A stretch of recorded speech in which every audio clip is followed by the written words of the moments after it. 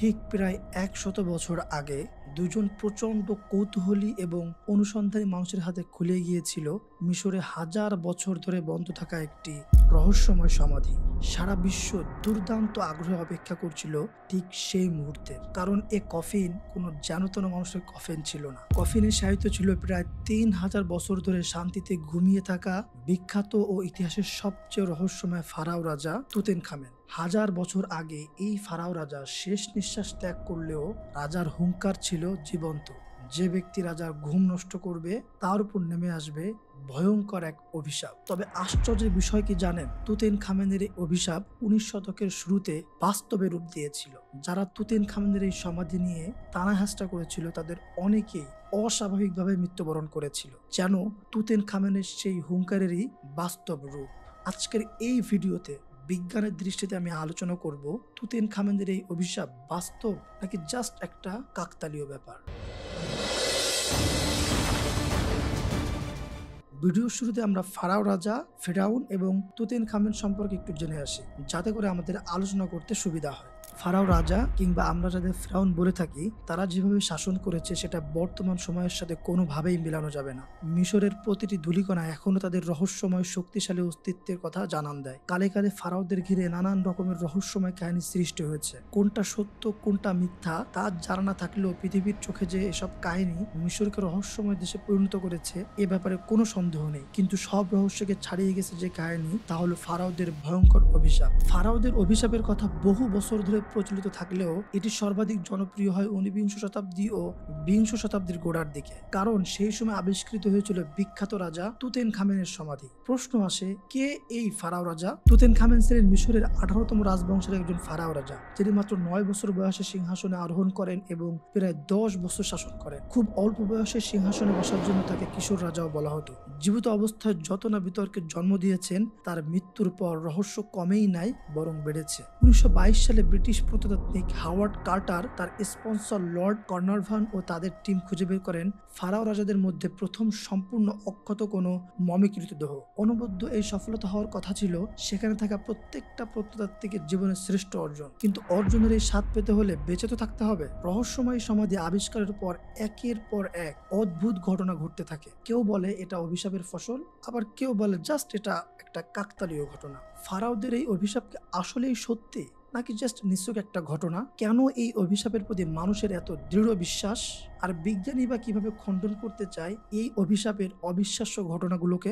হাজার বছর ধরে ভিত্তিহীন ভয় নাকি মানুষের নজর কাড়ার জন্য এই ৯-৬ ঘটনা? একটু পরে আমরা তা জানবো। ১৯২২ সালের এক সকাল, প্রতিদিনের মতো সেদিনও খনন কাজ চলছিল। আচমকায় হাওয়ার্ড কার্টারের চোখে পড়ে এক সিঁড়ি ধীরে ধীরে নামতে থাকেন, আর সেই পথ শেষ হয় বিশাল এক তালাবদ্ধ দরজার সামনে। কার্টার আর লর্ড কার্নারভন দুজনেই বুঝতে পারেন এটাই সেই মুহূর্ত যার জন্য এতদিন অপেক্ষা। এক রহস্যময় সমাধির সামনে দাঁড়িয়ে তারা। পরের বছর ফেব্রুয়ারিতে দরজা ভেঙে প্রবেশ করা হলো সমাধির ভিতর। সাথে ছিলেন আরো ২০ জন প্রথম সারির প্রত্নতাত্ত্বিক। একে একে উন্মোচিত হতে থাকলো অমূল্য সম্পদ, সোনার পালঙ্ক, অলংকার, যুদ্ধাস্ত্র এবং সবচেয়ে বড় আশ্চর্যের বিষয়, সম্পূর্ণ অক্ষত একটা মমি। এবং এই মমিটি যেন তেন কোনো মমি না, এটি রাজা তুতেনখামেনের মমি। তবে আশ্চর্যের বিষয়, সবাই যখন মমি নিয়ে ব্যস্ত তখন কয়েকজন আবিষ্কার করলো কিছু ফলক, যেখানে স্পষ্ট লেখা ছিল শান্তিভঙ্গের শাস্তি মৃত্যু। অভিশাপ নাকি নিছকই প্রাচীন মিথ? ইতিহাস কিন্তু অন্য কিছু বলছে। ঠিক পরের দিন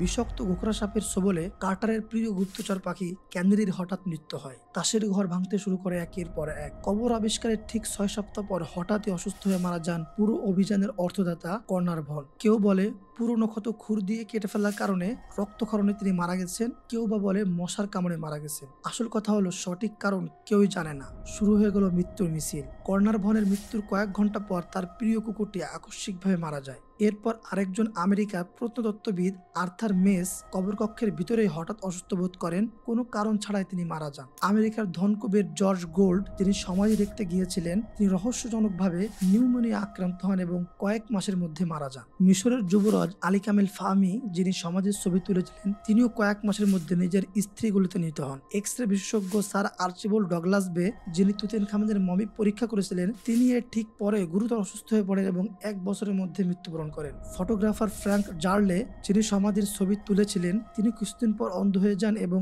বিষণ্ণতায় ভুগে মৃত্যুবরণ করেন। দক্ষিণ আফ্রিকার ধনী ব্যবসায়ী ওলফ জোয়েল, যিনি সমাধিটি দেখতে এসেছিলেন, কয়েক সপ্তাহের মধ্যে সিঁড়ি থেকে পড়ে গিয়ে স্ট্রোক করেন এবং মারা যান। কায়রোতে সুদানের গভর্নর জেনারেল লি স্ট্যাককে সমাধি দেখার পরপরই গুলি করে হত্যা করা হয়। বিষয়টা আজব না? একের পর এক মানুষ মৃত্যুবরণ করছে। সমাধি আবিষ্কারের সময় কার্টারের সাথে ইভেলিন হোয়াইট নামক আরেক ব্রিটিশ প্রত্নতত্ত্ববিদ উপস্থিত ছিলেন। ঘটনার পর থেকে 1924 সালের মধ্যে প্রায় 12 জন সহকর্মী হারানোতে প্রচন্ড ঘাবড়ে যান তিনি। এর কিছুদিন পর গলায় ফাঁস দিয়ে আত্মহত্যা করার আগ মুহূর্তে এক চিঠিতে লিখে যান, আমি এমন এক অভিশাপের সম্মুখীন হয়েছি যা আমাকে মৃত্যুর দোরগোড়ায় পৌঁছে দিতে বাধ্য করেছে। এভাবে সমাধিতে উপস্থিত থাকা 12 জনের রহস্যজনক মৃত্যুর খবর ছড়িয়ে পড়লে সবাই আতঙ্কিত হয়ে যায়। সবচেয়ে ভয়ঙ্কর কাহিনীটি ঘটে রিচার্ড বেথেল এবং তার বাবা লর্ড ওয়েস্টবেরির ক্ষেত্রে। বেথেল, যিনি তুতেনখামেনের সমাধি প্রথম দেখেছিলেন, তাকে অগ্নিদগ্ধ অবস্থায় লন্ডনের একটি ক্লাবে পাওয়া যায়। এতগুলো অস্বাভাবিক মৃত্যু হওয়ার পর সবার মনে একটা স্বাভাবিক প্রশ্ন চলে আসে, এই মৃত্যুগুলো কি জাস্ট একটা কাকতালীয় ব্যাপার, নাকি এটা তুতেনখামেনের সেই ভয়ঙ্কর অভিশাপের ফল? অভিশাপ বা অলৌকিক কিছুতে বিজ্ঞান কখনোই বিশ্বাস করে না। তাহলে লাগাতার এতগুলো মৃত্যুর পিছনে গবেষকরা কি যুক্তি দাঁড় করাচ্ছে, চলুন দেখি। একটি বন্ধ সমাধি যার ভিতরে প্রায় 3000 বছর ধরে কোনো মানুষ প্রবেশ করেনি, বাতাসের চলাচল নাই, অথচ সাধ্যের সাথে সংরক্ষিত অর্গান, কাঠ, কাপড়ের মতো জৈব উপাদান সময়ের সাথে ধীরে ধীরে ক্ষয় হয়ে গেছে। ফলাফল, বিষাক্ত বাতাসের আস্তানা হয়ে গিয়েছিল সেটা। জমেছিল কার্বন ডাইঅক্সাইড, অ্যামোনিয়া, ফর্মালডিহাইড এবং হাইড্রোজেন সালফাইড গ্যাসের মতো বিষাক্ত গ্যাস। যখন কেউ হঠাৎ এই সমাধিতে প্রবেশ করে, তখন এই গ্যাসগুলো শ্বাসের মাধ্যমে শরীরে প্রবেশ করে মারাত্মক স্বাস্থ্য ঝুঁকি তৈরি করতে পারে। আবার অনেক গবেষণা থেকে জানা গেছে, বিজ্ঞানীরা দাবি করেন তুতেনখামেনের সমাধির মধ্যে পাওয়া ভয়ঙ্কর তেজস্ক্রিয় ইউরেনিয়াম সহ নানাবিধ টক্সিক উপাদান এই ক্ষেত্রে আসল ভিলেন। সম্প্রতি জার্নাল অফ সায়েন্টিফিক এক্সপ্লোরেশনে প্রকাশিত এক গবেষণায় বলা হয়, সমাধি ক্ষেত্রের এই তেজস্ক্রিয় বিকিরণ ব্লাড ক্যান্সার বা বোন ক্যান্সারের মতো রোগের কারণ হতে পারে। গবেষক ফেলোজ দাবি করেন, গিজার অন্তত 2টি সাইড থেকে সেফটি স্ট্যান্ডার্ডের চেয়েও 10 গুণ বেশি তেজস্ক্রিয় বিকিরণের সন্ধান পাওয়া গেছে। সাক্কারার কিছু সমাধি ক্ষেত্রে রেডিও অ্যাক্টিভ গ্যাসের উপস্থিতিও পাওয়া গেছে, যা দীর্ঘমেয়াদে মানুষের শরীরের উপর গুরুতর প্রভাব ফেলতে পারে। শুধু কি শরীরের উপরে ঝড় আসে? না, বিজ্ঞানীরা মনে করেন এখানে মনস্তাত্ত্বিক ব্যাপার স্যাপারও জড়িত। প্রাচীন মিশরে জাদুটোনার প্রচলন ছিল, এটা সবারই জানা। সেখানে 1000 বছরের পুরনো লাশঘর এবং সেখানে মৃত্যুর হুঁশিয়ারি দেওয়া ফলক যে কারোর মন ভাঙতে যথেষ্ট। গবেষকদের মতে, কেউ যদি সত্যি বিশ্বাস করে যে সে অভিশপ্ত, তাহলে তার শরীরে মানসিক চাপের প্রতিক্রিয়া শুরু হয়, যা স্বাস্থ্যকে খারাপ করে তুলতে পারে। একে বলা হয় নেশব প্রভাব, যেখানে শুধুমাত্র মনের বিশ্বাস থেকেই শারীরিক সমস্যা দেখা দিতে পারে। এর চাক্ষুষ উদাহরণ হলো লর্ড ওয়েস্টবেরি, যিনি সমাধির কিছু প্রত্নতত্ত্ব সম্পদ নিজের কাছে রেখেছিলেন। একদিন সবাইকে বলে গেলেন, এই সম্পদ আমাকে পাগল করে তুলছে। কয়েকদিন পর তিনি 7তলা ভবন থেকে লাফ দিয়ে আত্মহত্যা করেন। তার মনে আসলে ওই ভয় বা ওই অভিশাপটা কাজ করছিল। বহু বছর ধরে প্রত্নতাত্ত্বিক এবং গবেষকদের মধ্যে ফারাওদের এই অভিশাপ নিয়ে বিভিন্ন তর্ক বিতর্ক চলেই আসছে, যেটা কেমন যেন শেষ হবার না।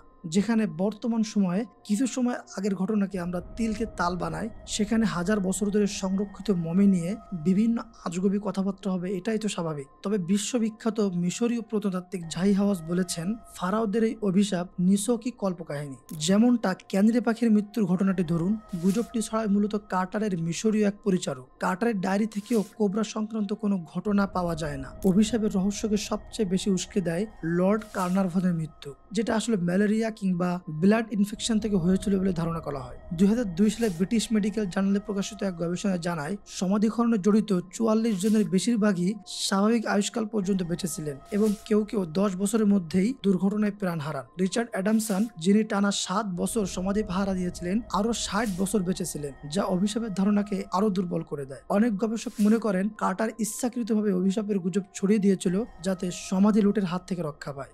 সমাধি আবার লুট হয় নাকি? বাট সেই সময় এইসব সমাধি লুট হতো, কারণ যারা এই সমাধিস্থ করত তারা সেই সময় অনেক বড় ধনী লোক ছিল, কারণ সাধারণ মানুষ এই ধরনের মমি করতে পারতো না এবং তারা এই মমির সাথে বিভিন্ন ধরনের স্বর্ণ অলঙ্কার রেখে দিত। মূলত চোরেরা এই মমি লুট করতো স্বর্ণ অলঙ্কারের জন্য। তবে সবচেয়ে আশ্চর্যজনক ব্যাপার কি জানেন? এই অভিযানে সর্বপ্রথম যার মৃত্যু হওয়ার কথা ছিল, তিনি কিন্তু 64 বছর পর্যন্ত বেঁচে ছিলেন। এই অভিযানের মূল প্রত্নতাত্ত্বিক হাওয়ার্ড কার্টারের কথা বলছি। তাহলে সে কেন এই অভিশাপে খুব দ্রুত মৃত্যুবরণ করলো না? হাজারো যুক্তিতর্কের ভিড়ে আজও কিছু মানুষ এই অভিশাপটাকে সত্যি মনে করে। বিজ্ঞান তার নিয়ম অনুযায়ী ব্যাখ্যা দাঁড় করায়, কিছু ক্ষেত্রে ব্যাখ্যা দাঁড় করাতে বিজ্ঞান ফেল করে, আবার কিছু জিনিস ব্যাখ্যাতীত। মানুষের ভাষায় এর কোনো জবাব নেই। আপনার কি মনে হয় এই অভিশাপ কি আসলে সত্য? কমেন্ট করে জানাতে পারেন। এই ধরনের ভিডিও যদি আপনাদের পছন্দ হয়ে থাকে তাহলে চ্যানেলটা প্লিজ সাবস্ক্রাইব করে দিবেন। আমি সবসময়ের জন্য ইনফরমেটিভ এবং বিশ্লেষণধর্মী ভিডিও আপলোড করে থাকি।